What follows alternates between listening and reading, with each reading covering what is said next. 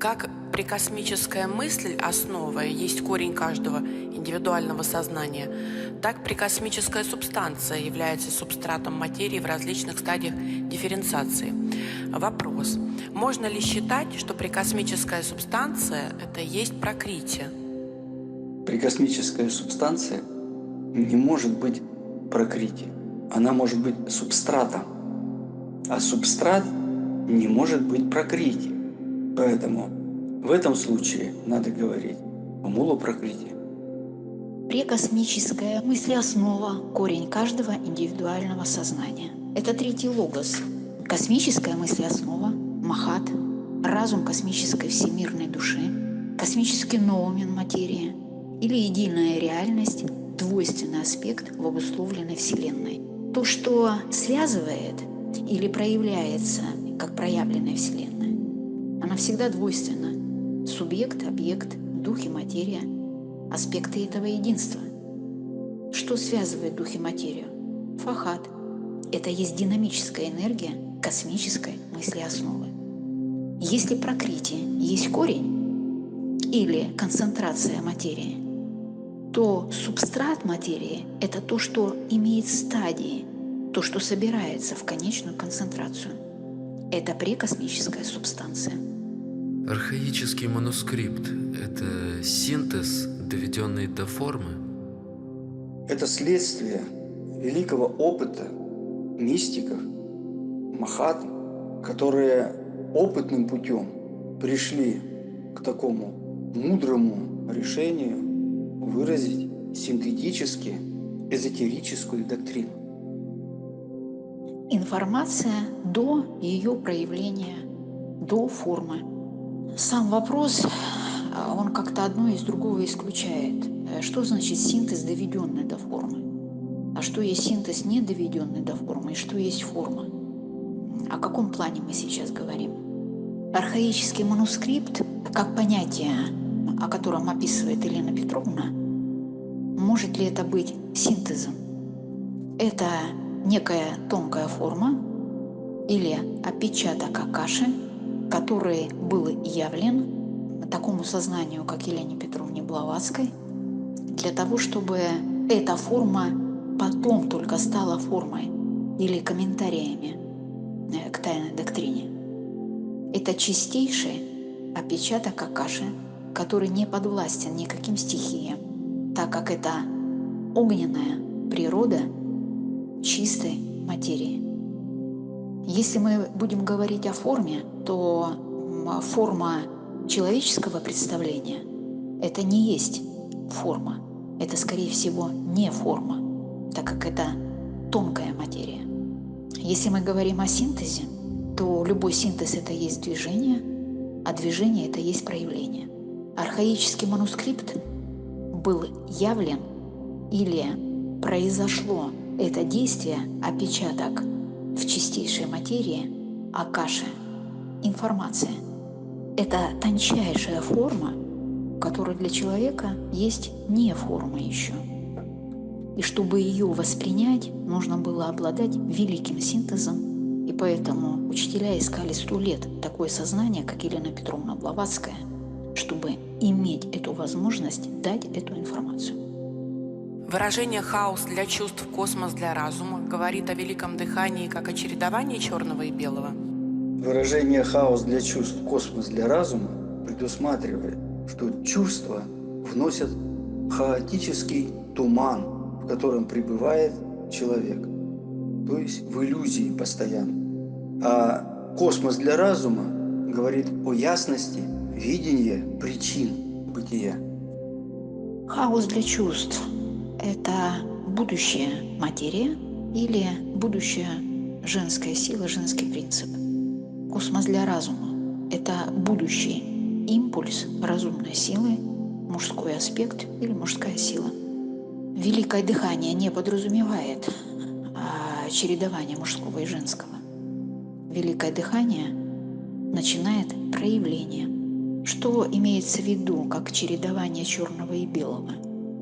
Духа и материи, но духа не существует без материи, следовательно, нет чередования. Есть единое проявление или единая дифференциация первого начала космического разума.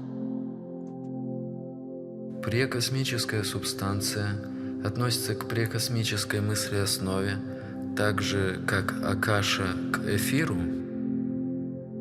В этом соотношении и последовательности логичной выходит так, что не Акаша к эфиру отношение имеет, а эфир к Акаше. То есть вопрос поставлен неправильно в этом случае. Нужно определить два понятия – прикосмическая субстанция и прикосмическая мыслеоснова. Если мы говорим о прикосмической субстанции, то мы говорим о духовной субстанции или духовной материи в ее потенциальности. А если мы говорим о прикосмической мыслеоснове, то мы тогда говорим об этом отражении в этой духовной субстанции.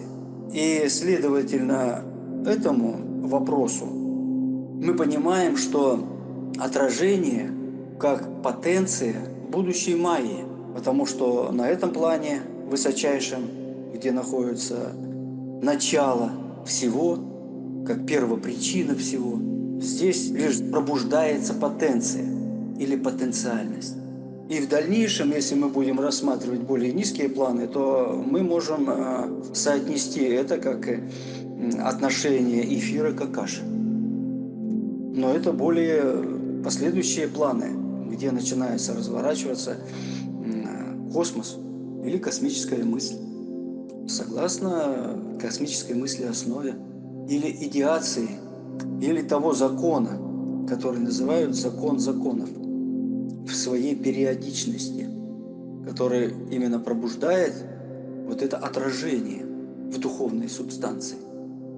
Прекосмическая мысль, как основа и корень каждого индивидуального сознания, есть будущее монады. А прекосмическая субстанция – это условие, при котором эта монада созревает.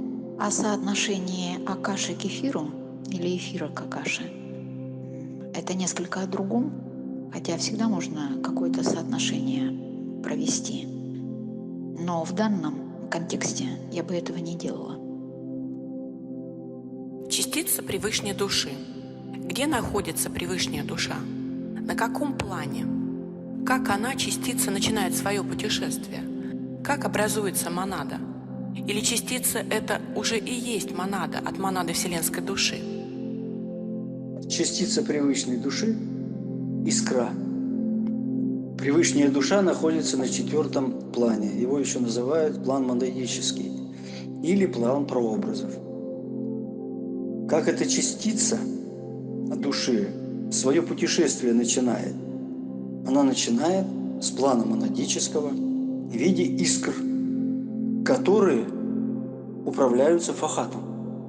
Естественно, фахат распределяет по степени, магнетизму и вводит в спиральное вращение, тем самым реализуя те или другие искры, создавая для этой искры в свете пракрити, который называется светом дайви пракрити, облекает, так возникает человеческая монада. Частица не является монадой, ибо она есть искра божественного побуждения. И вот эта искра божественного побуждения или алаи всемирной души во всем своем прообразе, своей мощи и совокупности этого единства облекается или упадает, или обретает упадхи, проводник Будхи. И в этом случае это и есть человеческая монада. Частица не есть монада.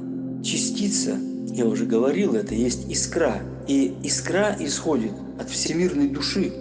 Из огня вот эта искра облекается в свет, в проводник на другом плане, на плане разума и творчества. И на плане разума и творчества явлена монада человеческая. По сути дела, частица, конечно же, от монады вселенской души. Только ее выявление этой монады происходит на ниже лежащем плане, на плане разума и творчества. Это 5-й план, если смотреть сверху. План разума и творчества. Тхьян-каганический план.